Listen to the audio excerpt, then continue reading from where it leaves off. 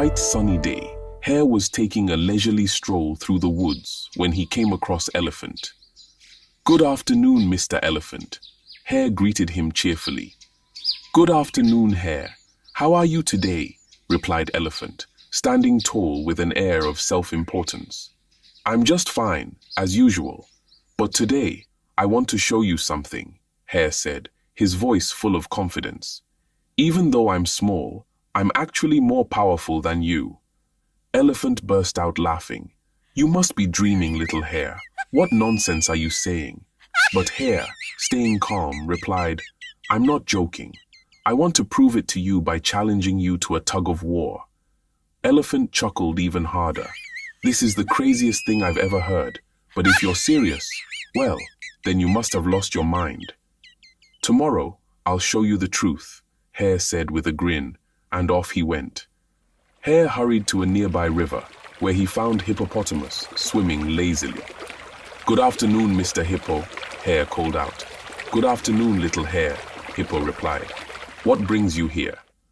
"I want to prove to you that, despite my size, I'm stronger than you are," Hare announced. Hippopotamus blinked in surprise. "By the spirit of my ancestors, this is madness. You must be joking." "No joke," Hare replied, just as confidently as before. "Tomorrow, I'll show you." Hare then scurried away, leaving Hippopotamus utterly bewildered. That night, Hare made a long, strong rope from tree bark. The next day, he returned to Elephant and said, "Mr. Elephant, I'm ready for our tug-of-war. Let me tie this rope to your right leg." "Go ahead," Elephant said, amused, and not taking Hare seriously. Hare tied the rope around Elephant's leg and said, "Wait until I reach the other side of the woods, and when I shake the rope, we'll begin pulling." Hare then rushed through the trees to the river, where Hippopotamus was waiting. "Mr. Hippo," Hare said, "it's time. Let me tie the rope to your right leg for our tug-of-war." "Are you still serious about this?" Hippopotamus asked, laughing. "All right, let's see what happens." Hare tied the rope around Hippo's leg, then hurried to a spot in the middle, between the two mighty animals. Once there, Hare gave the rope a strong shake. Without knowing it, Elephant and Hippopotamus began pulling each other with all their strength, thinking they were tugging against Hare. Both of them refused to give up, and the two enormous animals pulled and tugged all day long, each believing they were in a contest with the tiny Hare. Meanwhile, Hare watched from the middle, grinning at the sight. He found the whole thing very amusing. Finally, as the sun began to set, Hare decided the joke had gone on long enough. He cut the rope in two, and both Elephant and Hippopotamus collapsed, utterly exhausted and panting heavily. Hare ran over to Elephant, who was lying flat on the ground. "Well, haven't I proved my point?" Hare asked with a cheeky smile. Elephant, still out of breath, replied, "You're incredible, Hare.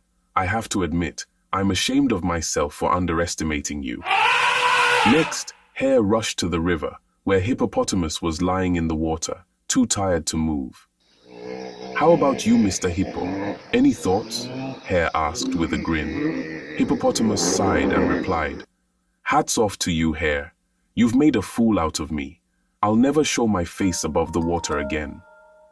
With that, Hippo sank below the surface, embarrassed by his defeat.